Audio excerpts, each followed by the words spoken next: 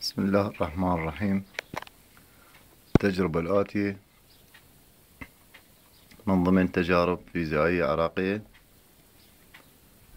التجربة هي تجربة تحويل التيار المستمر إلى تيار متناوب. في هذه الدائرة استخدمنا محولة 12 فولت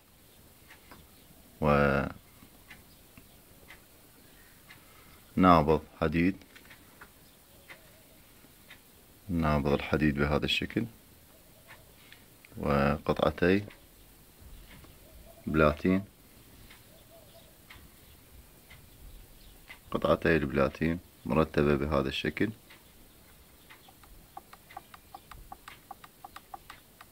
ومسمار محوري.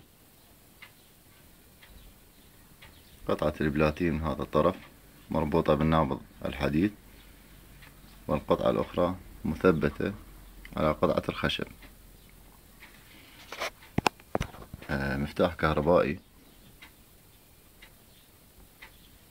ثم بطارية 6 فولت. استخدمنا مكثف بمقدار 20 مايكرو فاراد. المكثف وظيفته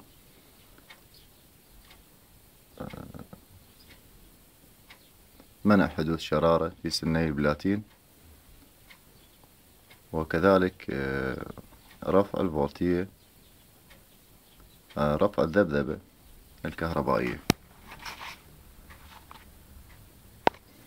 الدائرة مربوطة على التوالي مع الملف الأولي للمفتاح، ثم للبطارية، ثم إلى سني البلاتين بهذا الشكل. المكثف مربوط مع سني البلاتين لمنع الشرارة الكهربائية ورفع الذبذبة المتناوبة.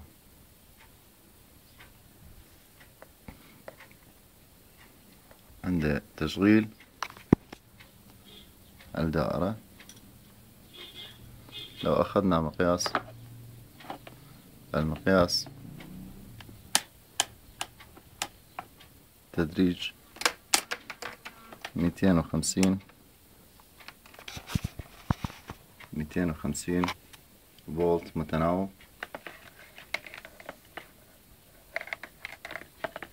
ونشغل الدائرة.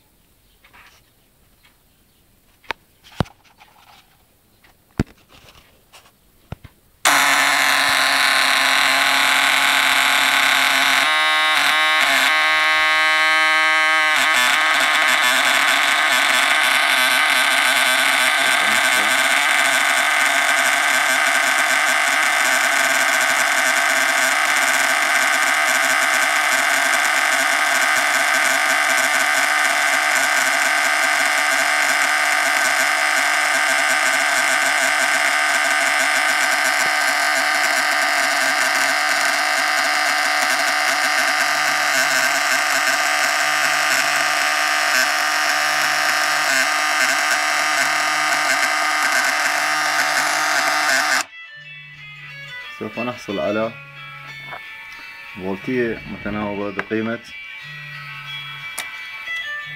220 فولت متناوب. كما قلنا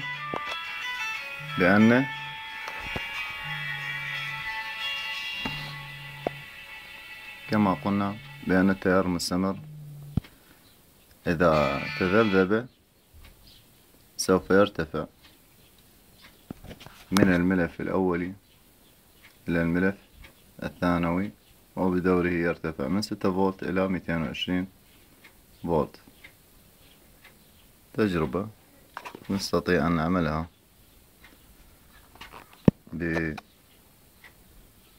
بتقطيع أو تفسيخ المحولة.